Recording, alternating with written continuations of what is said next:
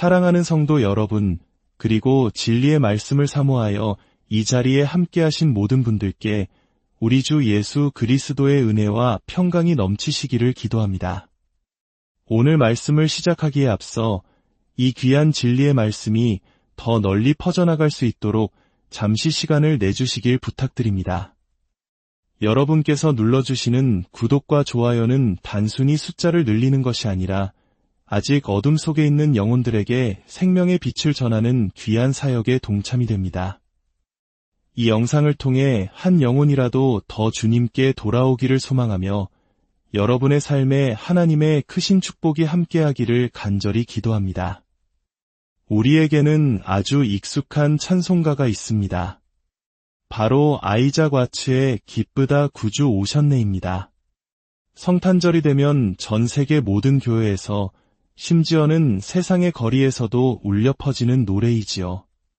아마 가사를 모르는 분은 거의 없을 겁니다. 하지만 혹시 이 찬송가가 사실은 우리가 생각하는 성탄절만을 위한 노래가 아닐 수도 있다는 점을 생각해 보신 적이 있습니까? 오히려 훨씬 더 장엄하고 이대한 미래의 사건을 노래하고 있다는 것을요.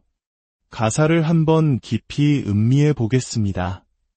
기쁘다 구주 오셨네, 만백성 맞으라. 온 교회여 다 일어나, 다 찬양하여라. 구주 예수 다스리시니 온 세상 구했네. 죄와 슬픔 몰아내고 다 구원하셨네. 은혜와 진리 되신 주 다 주관하시니 만국 백성 구주 앞에 다 경배하여라. 생각해 보십시오. 예수님께서 베들레헴의 초라한 마구간에서 아기로 태어나셨을 때 과연 온 세상이 그분을 왕으로 영접했습니까? 죄와 슬픔이 이 땅에서 완전히 사라졌나요? 가시덤불과 저주가 그쳤습니까? 아닙니다. 아직은 아닙니다. 이 찬송가의 가사는 사실 예수님의 초림, 즉 첫 번째 오심보다는 그분이 만왕의 왕으로 다시 오셔서 이 땅을 천년 동안 친히 다스리실 영광스러운 재림의 때에 비로소 완벽하게 성취될 예언적 노래입니다. 바로 천년왕국의 도래를 선포하는 희망의 찬가인 것입니다. 오늘 우리는 성경의 예언 중에서도 가장 중요하고 장대한 주제 중 하나인 천년왕국에 대해 함께 말씀을 나누고자 합니다. 이 주제에 대한 핵심 구절은 요한계시록 20장에 기록되어 있습니다. 성경을 가지고 계시다면 요한계시록 20장을 펴주시기 바랍니다. 요한계시록 20장은 그리스도께서 이 땅에 세우실 영광스러운 통치, 즉 천년왕국을 소개합니다. 천년왕국이라는 단어, 즉 영어의 밀레니엄은 라틴어에서 유래했습니다. 천을 의미하는 밀레와 해를 의미하는 아눔의 합성어로 문자 그대로 천년을 의미합니다. 그리고 이 천년이라는 기간은 성경에서 오직 요한계시록 20장에서만 무려 6번이나 반복해서 언급됩니다. 2절을 보십시오. 용을 잡으니 고대 뱀이여 마귀여 사탄이라 잡아서 천년 동안 결박하여. 3절입니다. 다시는 만국을 미혹하지 못하게 하였다가 그 후에는 반드시 잠깐 노일이라 여기서 천년이 또 언급됩니다. 4절입니다. 그리스도와 더불어 천년 동안 왕 노릇하니. 5절입니다. 그 나머지 죽은 자들은 그 천년이 차기까지 살지 못하더라. 6절입니다. 하나님과 그리스도의 제사장이 되어 천년 동안 그리스도와 더불어 왕 노릇하리라. 그리고 7절입니다. 천년이 참의 사탄이 그 옥에서 놓여 성경은 이렇게 명백하게 천년이라는 구체적인 기간을 반복해서 강조하고 있습니다. 이것은 미래에 실제로 일어날 매우 중요한 사건임을 우리에게 알려주는 것입니다. 물론 성경 예언 중에서 천년왕국만큼이나 신학적으로 많은 논쟁을 불러일으킨 주제도 없을 것입니다. 역사적으로 교회 안에는 크게 세 가지의 다른 견해가 존재해왔습니다. 첫 번째는 후천년설입니다. 이 견해는 교회의 복음 전파를 통해 이 세상이 점점 더 좋아지고 평화로워지며 결국 지상의 유토피아와 같은 하나님의 나라가 건설된 후에야 예수님께서 재림하신다고 믿습니다. 19세기와 20세기 초반에 크게 유행했던 이 낙관적인 사상은 마치 한국이 전쟁의 폐허 속에서 눈부신 경제성장을 이루며 모든 것이 좋아질 것이라 믿었던 시대의 희망과도 닮아 있습니다. 하지만 인류는 두 차례의 끔찍한 세계대전을 겪었고 지금 이 순간에도 세계 곳곳에서는 전쟁과 기근, 불의가 끊이지 않고 있습니다.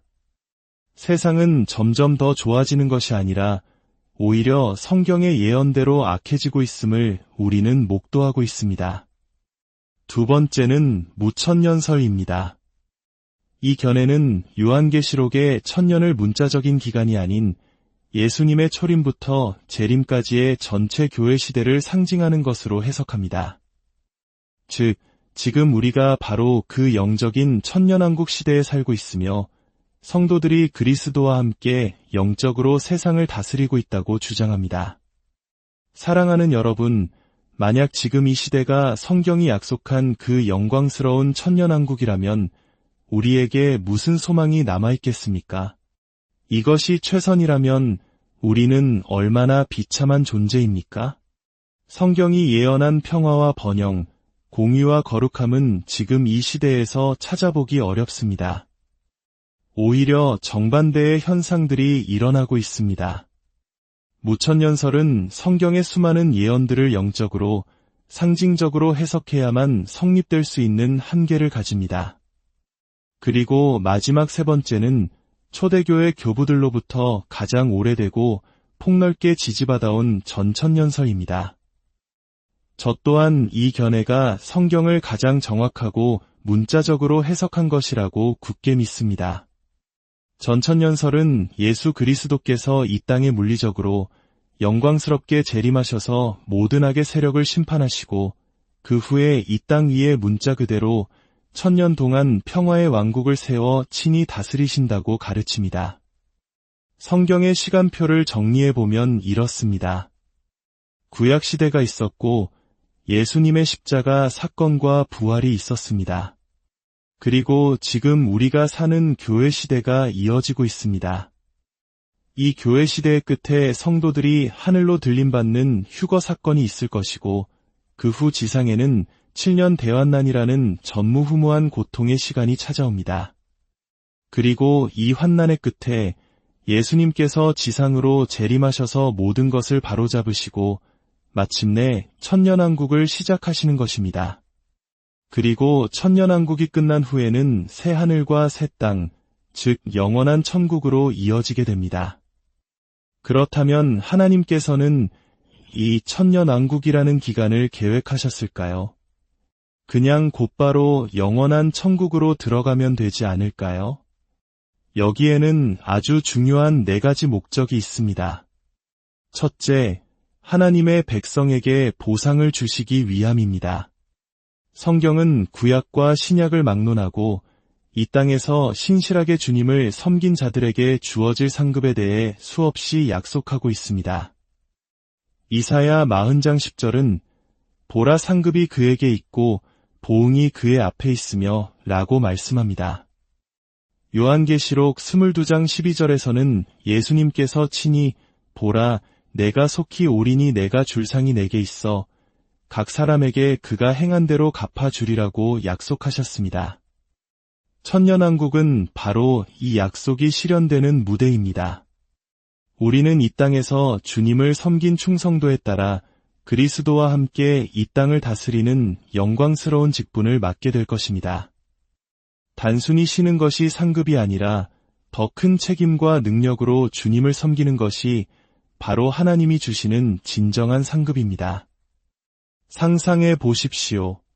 모든 요직의 선거가 아닌 만왕의 왕이신 예수님께서 직접 임명하신 거룩한 성도들이 안자유로 다스리는 세상을 말입니다. 둘째, 구약 선지자들의 예언을 성취하시기 위함입니다. 구약 성경에는 메시아가 이 땅에 오셔서 다윗의 왕좌에 앉아 공의와 정의로 세상을 다스릴 것이라는 예언이 가득합니다. 이사야 9장 7절은 그 정사와 평강의 더함이 무궁하며 또 다윗의 왕자와 그의 나라에 군림하여 그 나라를 굳게 세우고 지금 이후로 영원히 정의와 공의로 그것을 보존하실 것이라고 예언합니다. 스가랴 9장 10절은 그의 통치는 바다에서 바다까지 이르고 유브라데 강에서 땅 끝까지 이르리라고 선포합니다. 이러한 수많은 예언들은 영적인 의미로만 해석될 수 없습니다. 예수님께서 배척당하고 십자가에 못 박히셨던 바로 이 땅에서 승리하신 왕으로 다시 오셔서 통치하셔야만 이 모든 예언이 문자 그대로 성취되는 것입니다. 셋째, 우리가 매일 드리는 주기도문에 대한 완전한 응답입니다. 우리는 기도합니다. 나라가 임하시오며 뜻이 하늘에서 이루어진 것 같이 땅에서도 이루어지이다. 이 기도가 이 땅 위에서 온전히 이루어진 적이 있습니까? 아직 없습니다. 하지만 그날 예수님께서 재림하셔서 천년왕국을 세우실 때 비로소 하나님의 나라가 이 땅에 임하고 하나님의 뜻이 하늘에서와 같이 이 땅에서도 완벽하게 이루어질 것입니다. 우리의 기도는 결코 헛되지 않습니다. 넷째, 인간의 전적인 타락과 그리스도의 은혜의 필요성을 명백히 증명하기 위함입니다. 이것은 매우 중요한 신학적 진리입니다. 천년왕국 동안 사탄은 결박되어 무적행에 갇히게 됩니다. 세상은 그리스도의 완벽한 통치 아래 평화와 의로움이 넘쳐날 것입니다. 하지만 요한계시록 20장은 천년이 끝날 때 사탄이 잠시 풀려나고 마지막 반역이 일어날 것이라고 예언합니다. 완벽한 환경 속에서 태어난 세대들 중 일부가 하나님을 대적하는 것입니다. 이것은 무엇을 의미합니까? 인간의 문제가 환경에 있는 것이 아니라는 최종적인 증거입니다. 사람들은 흔히 자신의 죄를 불우한 환경이나 사회 탓으로 돌립니다. 하지만 하나님께서는 아담과 하와를 완벽한 에덴 동산에 두셨지만 그들은 불순종했고 천년왕국이라는 완벽한 세상을 만드실 것이지만 그 끝에도 반역이 일어날 것입니다. 이를 통해 인간의 마음 깊은 곳에 자리한 죄의 본성은 오직 예수 그리스도의 십자가 보혈의 은혜로만 해결될 수 있다는 진리가 온 우주에 선포되는 것입니다. 그렇다면 우리가 고대하는 천년왕국은 과연 어떤 모습일까요? 성경은 그 영광스러운 모습을 이렇게 묘사합니다. 첫째, 완전한 평화의 시대가 될 것입니다. 미가 4장 3절은 무리가 그들의 칼을 쳐서 보습을 만들고 그들의 창을 쳐서 낫을 만들 것이며 이 나라와 저 나라가 다시는 칼을 들고 서로 치지 아니하며 다시는 전쟁을 연습하지 아니하리라고 말씀합니다. 이 평화는 인간 사회뿐만 아니라 자연계에도 임합니다. 이사야 11장은 늑대가 어린 양과 함께 살고 표범이 어린 염소와 함께 누우며 어린아이가 독사의 굴에 손을 넣어도 해를 입지 않을 것이라고 예언합니다. 인류가 그토록 갈망해왔지만 단 한 번도 이루지 못했던 진정한 평화가 마침내 실현되는 것입니다. 둘째, 놀라운 번영의 시대가 될 것입니다. 저주받았던 땅이 회복되어 에덴 동산처럼 변할 것입니다. 아모스 9장 13절은 파종하는 자가 곡식 베는 자의 뒤를 이으며 포도를 밟는 자가 씨 뿌리는 자의 뒤를 이을 것이라고 말합니다. 즉, 추수하기가 무섭게 다시 씨를 뿌려야 할 만큼 소출이 풍성해진다는 의미입니다. 기근과 굶주림은 과거의 이야기가 될 것입니다. 셋째, 거룩함과 순결의 시대가 될 것입니다. 죄는 엄격히 통제되고 불순종은 즉시 다스려질 것입니다. 이사야 11장 9절은 물이 바다를 덮음 같이 여호와를 아는 지식이 세상에 충만할 것임이니라고 선포합니다. 모든 우상 숭배와 거짓 선지자, 더러운 영들은 이 땅에서 완전히 제거될 것입니다. 넷째, 장수의 시대가 될 것입니다. 창세기 대홍수 이전처럼 인간의 수명이 획기적으로 늘어날 것입니다. 이사야 65장 20절은 놀라운 말씀을 합니다. 100세에 죽는 자를 젊은이라 하겠고 100살에 죽으면 어린아이가 죽었다고 말할 정도로 사람들이 오래 살게 될 것이라는 뜻입니다. 다섯째, 참된 기쁨이 넘치는 시대가 될 것입니다. 이사야 35장 10절은 여호와의 속량함을 받은 자들이 돌아오되 노래하며 시온에 이르러 그들의 머리 위에 영원한 희락을 띠고 기쁨과 즐거움을 얻으리니 슬픔과 탄식이 사라지리로다 라고 말씀합니다. 온 세상이 하나님을 찬양하는 노래로 가득 찰 것입니다. 이 모든 것을 종합해 볼 때 천년왕국은 마치 영원한 천국의 서곡과도 같습니다. 오케스트라가 본 공연에 앞서 앞으로 연주될 곡들의 하이라이트를 들려주며 기대감을 높이는 것처럼 천년왕국은 우리가 영원히 누릴 천국의 영광을 이 땅 위에서 천년 동안 미리 맛보게 하시는 하나님의 놀라운 은혜의 시간인 것입니다. 예수님께서는 처음 오셨을 때 우리의 구원자가 되기 위해 오셨습니다. 하지만 다시 오실 때에는 우리의 왕이 되기 위해 오실 것입니다. 처음 오셨을 땐 강보에 쌓인 아기의 모습이었지만 다시 오실 땐 위엄 있는 자색 옷을 입으실 것입니다.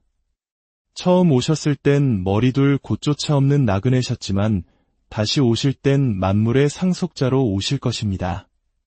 처음 오셨을 땐 작은 이스라엘에게조차 배척당하셨지만 다시 오실 땐 모든 민족의 경배를 받으실 것입니다.